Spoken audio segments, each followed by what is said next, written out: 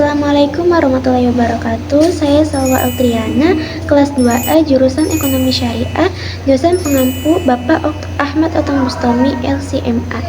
Di sini saya akan menjelaskan tentang materi ayat dan hadis tentang akad salam dan istisna yang terdapat dalam fatwa dan MUI. Yang pertama yaitu ada pengertian salam dan istisna.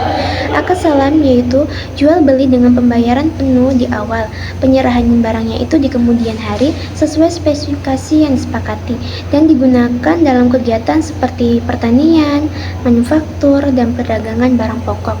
Sedangkan akad istisna yaitu pemesanan barang kepada produsen dengan bahan dari pembuat dan digunakannya itu dalam proyek konstruksi, manufaktur, dan kerajinan atau pembayaran yang lebih fleksibel. Adapun yang kedua yaitu ada dasar hukum akad salam dan akad istisna. Dasar hukum akad salam yaitu yang pertama yaitu dari surat Al-Baqarah ayat 282 yang menjelaskan tentang pentingnya pencatatan utang piutang dan waktu penyerahannya.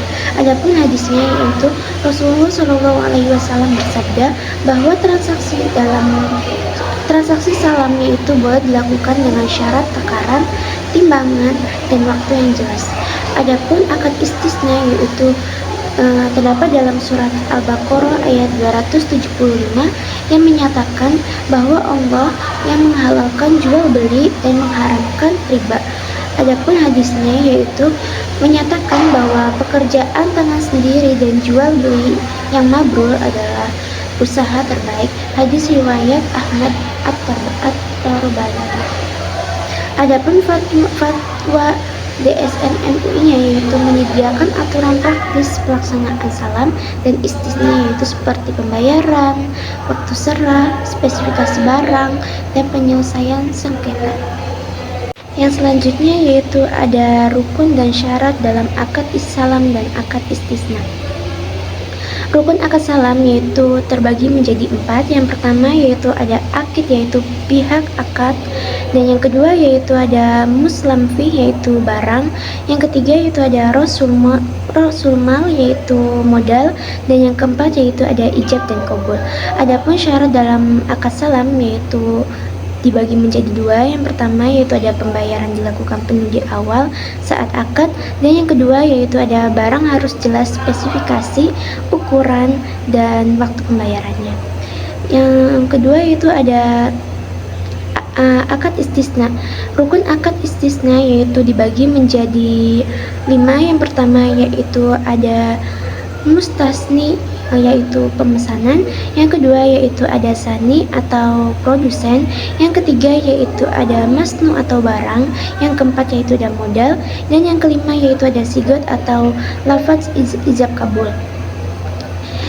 Selanjutnya yaitu ada syarat akad istisna yaitu dibagi menjadi 4. Yang pertama yaitu ada barang harus bisa diidentifikasi, yang kedua yaitu ada penyerahan di masa depan, yang ketiga yaitu ada waktu dan tempat disepakati, dan yang keempat yaitu ada pembayaran tidak harus tunai atau langsung.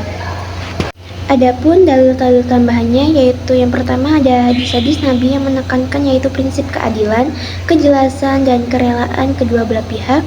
Yang kedua yaitu ada larangan doror atau ketidakjelasan, dan riba menjadi dasar penting dibolehkannya akad-akad ini.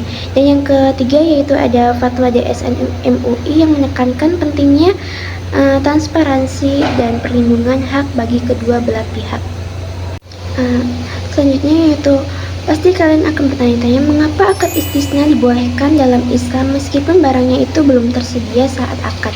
Nah, jawabannya yaitu akad istisna dibolehkan dalam Islam meskipun barangnya itu belum tersedia karena termasuk jual beli pesanan yang dibutuhkan masyarakat. Ulama memperbolehkan dengan syarat spesifikasi barang yang jelas dan waktu penyerahannya itu disepakati serta didukung oleh istisna dan fatwa DSN MUI sebagai bentuk kemudahan dalam muamalah sesuai prinsip syariah. Yang kedua yaitu apa sih perbedaan akad salam dan akad istisna? Jawabannya yaitu pengertian akad salam dan istisna yaitu akad salam yaitu jual beli dengan pembayaran di awal penuh dan barangnya itu diserahkannya kemudian. Sedangkan akad istisna itu pemesanan barangnya yang dibuatnya itu terlebih dahulu dan sesuai pesanan. Kemudian yaitu ada kepemilikan barang. Kepemilikan barang akad salam yaitu barangnya itu belum ada saat akad dan dibuatnya itu kemudian oleh penjual. Sedangkan akad istisna yaitu barangnya itu dibuat oleh produsen atau sani dan atas pemesanan pembeli. Yang ketiga yaitu ada pembayaran saat akad. Akad salam yaitu harus dibayar penuh di awal saat akad. Sedangkan akad istisna itu pembayarannya itu fleksibel, bisa di awal atau bertahap atau juga bisa di akhir.